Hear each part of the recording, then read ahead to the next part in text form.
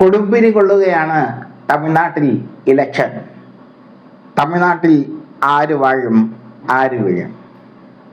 തമിഴ്നാട്ടിലെ വിവിധ രാഷ്ട്രീയ കക്ഷികളെ ഏകോപിപ്പിച്ചുകൊണ്ട് തമിഴ്നാട്ടിലെ വിശാലമായ രാഷ്ട്രീയ അങ്കണത്തിലെ വിവിധ രാഷ്ട്രീയ നേതാക്കളുമായി ബന്ധപ്പെട്ടുകൊണ്ട് പൊളിറ്റിക്സ് കേരള തയ്യാറാക്കുന്ന സർവേ. കഴിഞ്ഞ തവണ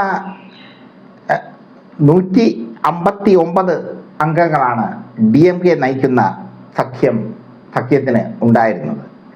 234 അംഗങ്ങളാണ് തമിഴ്നാട് നിയമസഭയിലുള്ളത്. അതിൽ 159 സീറ്റ് DMK നയിക്കുന്ന സഖ്യം നേടി. 69 സീറ്റ് എടപ്പാടി പളനിസ്വാമി നയിക്കുന്ന AIADMK നേടി.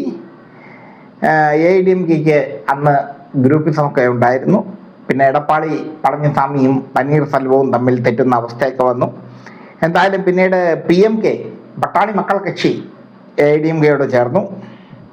അമ്മ മക്കൾ മുന്നേറ്റ കഴകം ദിനകരൻ്റെ അമ്മ മക്കൾ മുന്നേറ്റ കഴകം AIADMKയോട് ചേർന്നു. BJP AIADMKയുടെ സഖ്യകക്ഷിയാണ്. അന്ന് BJPയുടെ അധ്യക്ഷനായി ഉണ്ടായിരുന്നത് അണ്ണാമലയായിരുന്നു എന്നാണ് ഓർമ്മ. എന്തായാലും 159 സീറ്റ് നേടി DMK വലിയ മൃഗീയമായ ഭൂരിപക്ഷത്തിൽ അധികാരത്തിൽ വന്നു.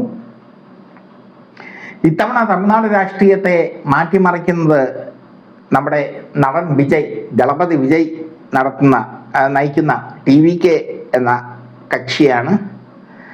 യുവജന വോട്ടർമാർക്കിടയിൽ TVKക്ക് ഒരു ചലനം ഉണ്ടാക്കാൻ കഴിഞ്ഞിട്ടുണ്ട്.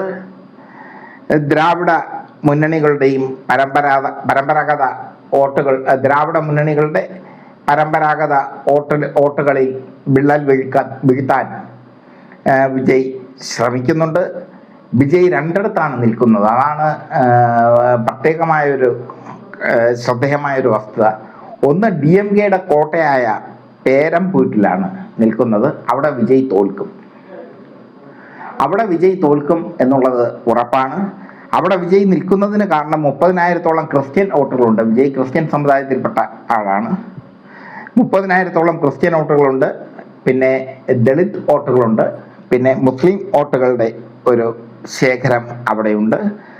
പിന്നെ വിജയ് നിൽക്കുന്നത് തിരുച്ചിറപ്പള്ളി ഈസ്റ്റിലാണ്. അവിടെ വിജയിക്കാനുള്ള സാധ്യതയുണ്ട്.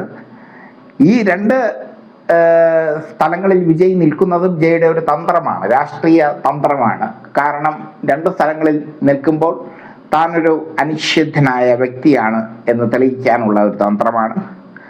അതിൽ വിജയ് പേരമ്പൂരിൽ പാളിപ്പോകും. അത് DMKയുടെ കോട്ടയാണ്. മാത്രമല്ല തമിഴക വെട്രിക്കഴകത്തിന് ഒരു ആശയം മുന്നോട്ട് വയ്ക്കാൻ കഴിഞ്ഞിട്ടില്ല ഇതുവരെ. അവർ ഇപ്പോൾ അറ്റാക്ക് ചെയ്യുന്നത് DMKയാണ്. തമിഴക വെട്രിക്കഴകം DMK അറ്റാക്ക് ചെയ്യുമ്പോൾ DMK തമിഴക വെട്രിക്കഴകം എന്നൊരു പാർട്ടി ഉള്ളതായി പോലും തമിഴ്നാട്ടിൽ നടിക്കുന്നില്ല എന്നുള്ളതാണ് സ്റ്റാലിൻ്റെ ടെക്നിക്ക്. മാത്രമല്ല വിജയ്ക്ക് ചെക്ക് വയ്ക്കാൻ ഉദയനിധി സ്റ്റാലിനെ ഇറക്കിയിരിക്കുകയാണ് സ്റ്റാലിൻ. ഉദയനിധി സ്റ്റാലിൻ തമിഴ്നാട്ടിൽ ഇളയ ദളപതിയാണ്. ഇളയ ദളപതി എന്ന നിലയിൽ ഉദയനിധി സ്റ്റാലിന് ഒരുപാട് സ്വാധീനം തമിഴ്നാട്ടിലുണ്ട്. തമിഴക വെട്രിക്കഴകത്തിന് പറയും പോലെ വലിയൊരു മുന്നേറ്റം ഉണ്ടാക്കാൻ സാധിക്കില്ല എന്നാണ് പൊളിറ്റിക്സ് കേരള സർവേയിൽ തെളിയുന്നത്. അതേസമയം AIADMK കുറച്ചും കൂടെ ഒരു മികച്ച പ്രകടനം കാഴ്ചവെക്കാൻ സാധിക്കുമായിരുന്നൊരു കക്ഷിയായിരുന്നു. പക്ഷേ BJPയുമായി ചേർന്നത് AIADMKക്ക് വലിയ വിനയായി മാറി. BJPയുടെ മുൻ സംസ്ഥാന അധ്യക്ഷൻ അണ്ണാമലൈ ജയലളിതയ്ക്കെതിരെ നടത്തിയ പരാമർശങ്ങളൊക്കെ AIADMKക്ക് വിനയായി മാറി. എന്നിട്ടും BJPയെ എന്തിന് AIADMK കൂട്ടുന്നു എന്നൊരു ചോദ്യം AIADMK പ്രവർത്തകർക്ക് ഇടയിലുണ്ട്. AIADMK പ്രവർത്തകർ ഈ അണ്ണാമലയുടെ ജയലളിത വിരുദ്ധ പ്രസ്താവനയിൽ പ്രതിഷേധിച്ച് DMKയിലേക്ക് ചേക്കേറുന്ന സ്ഥിതിവിശേഷമുണ്ടായി. അതുകൊണ്ട് തന്നെ DMKക്ക് എല്ലാ തലത്തിലും മേൽക്കൈയാണ് തമിഴ്നാട്ടിൽ. തമിഴ്നാട്ടിൽ ഉടനീളം ചെന്നൈ മുതൽ കന്യാകുമാരി വരെ DMK തരംഗമാണ് നിലനിൽക്കുന്നത്. പെട്ടെന്നൊന്നും മാറ്റിമറിക്കാൻ സാധിക്കുന്ന തരംഗമല്ല. മറ്റൊന്ന്, ഈ തമിഴക വെട്ടുകഴകം എന്ന വിജയുടെ പാർട്ടിക്ക് DMDK, വിജയകാന്ത് ഉണ്ടാക്കിയ ഒരു പാർട്ടിയുണ്ട് DMDK. അതുണ്ടാക്കിയ തരംഗം പോലും ഉണ്ടാക്കാൻ സാധിക്കില്ല എന്നാണ് പൊളിറ്റിക്സ് കേരളയ്ക്ക് ലഭിക്കുന്ന റിപ്പോർട്ട്. വിജയ് പോകുന്നിടത്ത് ആൾക്കാർ വരുന്നുണ്ട്. അത് കമൽഹാസൻ പോയാലും ആൾക്കാർ വരും, വിജയകാന്ത് പോയാലും, അന്തരിച്ച വിജയകാന്ത് പോയാലും ആൾക്കാർ വരും, രജനീകാന്ത് പോയാലും ആൾക്കാർ വരും. അത് വോട്ടായി മാറില്ല. MGRനെ പോലെ ഒരു തരംഗം ഉണ്ടാക്കാനൊന്നും വിജയ്ക്ക് കഴിഞ്ഞിട്ടില്ല. യുവജന വോട്ടർമാരെ കേന്ദ്രീകരിച്ച് വിജയ് നടത്തിയ പ്രവർത്തനങ്ങൾ, ആ പ്രവർത്തനങ്ങൾ ഫലപ്രാപ്തിയിൽ എത്തിക്കാൻ കഴിഞ്ഞിട്ടില്ല. എന്തായാലും നമ്മൾ നേടിയ 159 സീറ്റ് എന്നത് 140നും 145 സീറ്റിനും ഇടയ്ക്ക് DMKക്ക് കുറയേണ്ടി വരും എന്നൊരു സാധ്യതയാണ് ഇപ്പോൾ നിലവിലുള്ളത്. അത് DMKയെ സംബന്ധിച്ചിടത്തോളം ഒരു കുറവ് തന്നെയാണ്.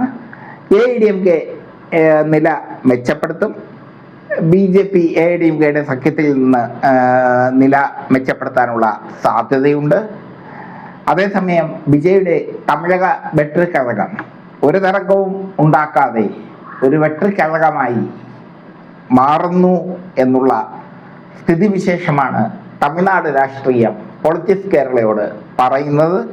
ചുരുക്കത്തിൽ സ്റ്റാലിൻ തന്നെ വീണ്ടും മുഖ്യമന്ത്രിയാകും. സ്റ്റാലിൻ നടത്തിയ ക്ഷേമ പ്രവർത്തനങ്ങൾ, സ്റ്റാലിൻ നടത്തിയ ജനകീയ പ്രവർത്തനങ്ങൾ, സ്റ്റാലിൻ്റെ മകൻ ഉദയനിധി സ്റ്റാലിനെ വെച്ച് വിജയ് ചെക്ക് വെച്ച സംഭവം ഞങ്ങളൊരു വീഡിയോ ചെയ്തിരുന്നു.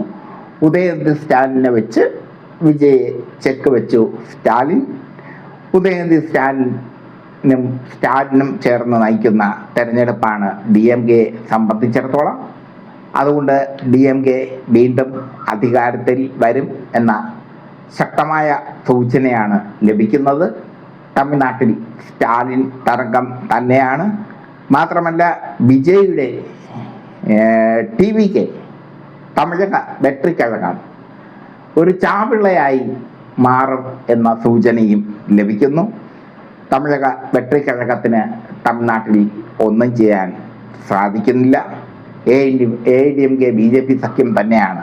അവരുടെ കൂടെ പട്ടാളി മക്കളെ കക്ഷിയുണ്ട്, അമ്മ മക്കൾ മുന്നേറ്റ കഴകമുണ്ട്, ഇങ്ങനെ പല കക്ഷികളുണ്ട്, BJP ഉണ്ട്. അവർ തന്നെയാണ് പ്രധാനപ്പെട്ട എതിരാളി.